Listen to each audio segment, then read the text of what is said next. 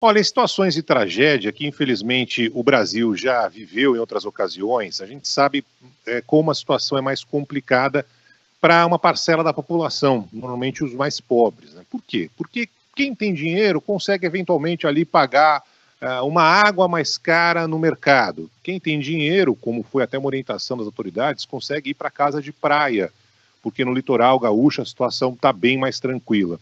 Mas quem não tem está sujeito muitas vezes a situações ainda mais extremas do que aquelas do dia a dia. O Renato está com a gente hoje e fazendo uma homenagem aos gaúchos, né? O Renato que é palmeirense vestindo uma camisa do Grêmio, Renato. E aí, bom dia para você.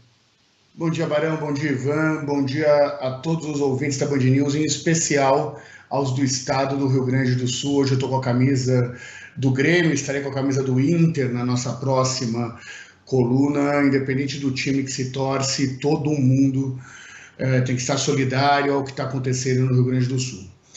Barão, o que nós vamos abordar é o conceito de justiça climática. Né? Ele é um conceito que reconhece que as mudanças climáticas não afetam todas as pessoas da mesma forma. Né? Ele diz que os grupos mais vulneráveis da população, que são os mais pobres, os que moram em área de favelas, ou em homenagem aos gaúchos, a forma que eles chamam as favelas no Rio Grande do Sul é vilas, né? Que esses eventos climáticos afetam desproporcionalmente essas populações, que os impactos ambientais, sociais e econômicos nas alterações do clima são desiguais entre os mais pobres e os mais ricos. Acontece que boa parte dos grandes responsáveis por esses eventos climáticos foram historicamente os mais ricos. Né? Os mais ricos consumiam mais, os mais ricos tornaram as cidades impermeáveis, são os mais ricos que, inclusive, controlam o destino das verbas públicas no combate às enchentes, por exemplo. Né?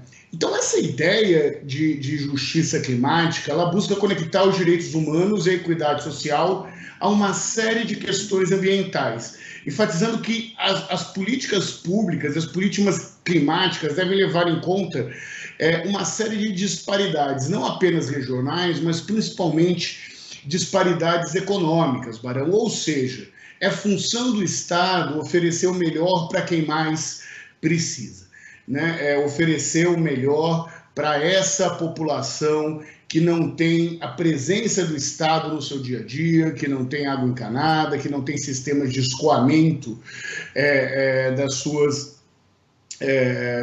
moradias, das ruas onde moram.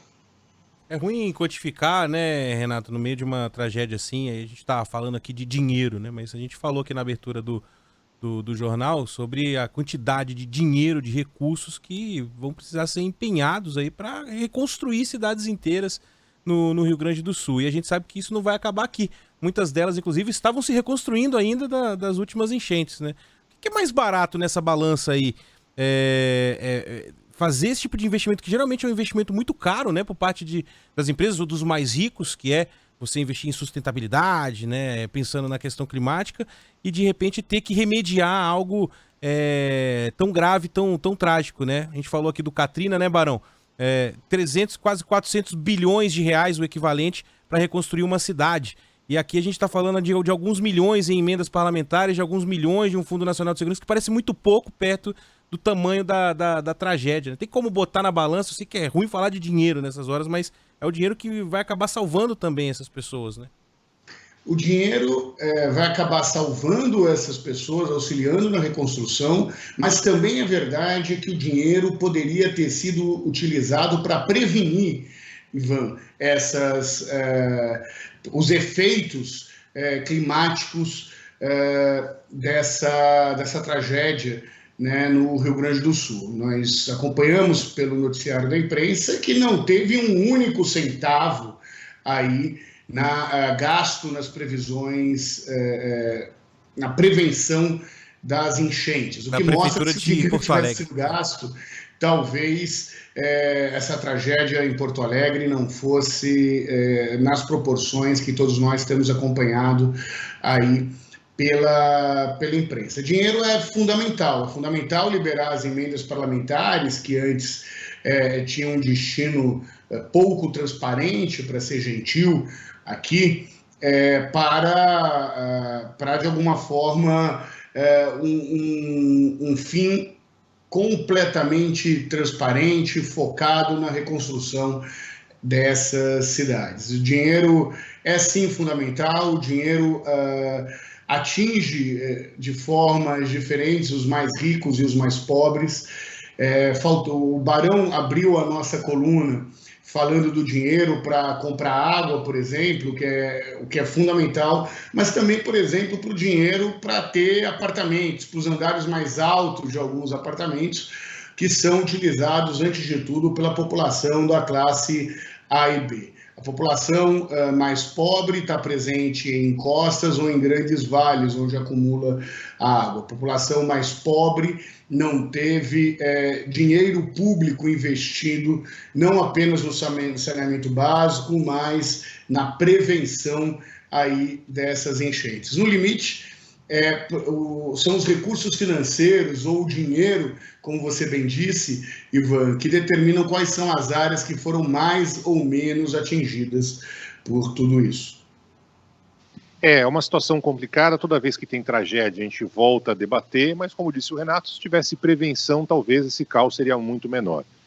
E é fundamental que agora a reconstrução seja feita, o dinheiro seja investido, não tem alternativa, mas é fundamental que em algum momento alguém pare e pense que, de fato, o mundo mudou, a realidade é outra, tem que investir, sim, em coisas que não aparecem e podem resultar em voto numa campanha eleitoral, satélite, para saber com precisão quanto, onde e como vai chover, né, por exemplo. Ou quanto e quando vai vir um tornado, vai ter seca, sei lá eu. Não aparece isso na hora da campanha, né? Como é que você ganha voto dessa forma? Mas lamento, se não fizer isso, o Brasil vai continuar chorando cada vez mais mortes porque o clima mudou.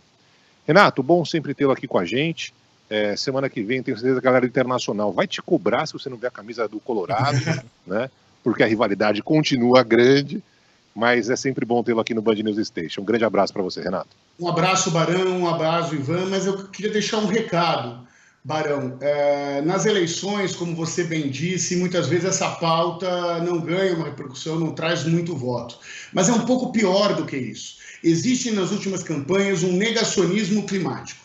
O negacionismo climático aplicado aí pelo Donald Trump nos Estados Unidos e o negacionismo climático aplicado aqui pela extrema-direita no Brasil, que teima em queimar a Amazônia e negar o efeito das queimadas e das enchentes, e depois vem falar que o satélite do Elon Musk é o que está fazendo internet no Rio Grande do Sul. Vamos cobrar a coerência aí dessas pessoas que negam os efeitos da crise climática no mundo. Um beijo, até semana que vem.